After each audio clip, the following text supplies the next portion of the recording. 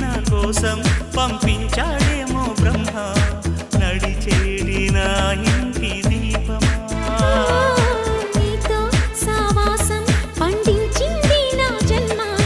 నూరేళ్ల నాలో సట కుంకుమ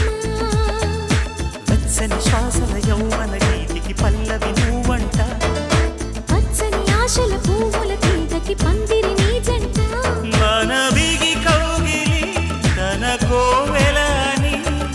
కొలువుండి పోవాలని చేరింది ప్రేమ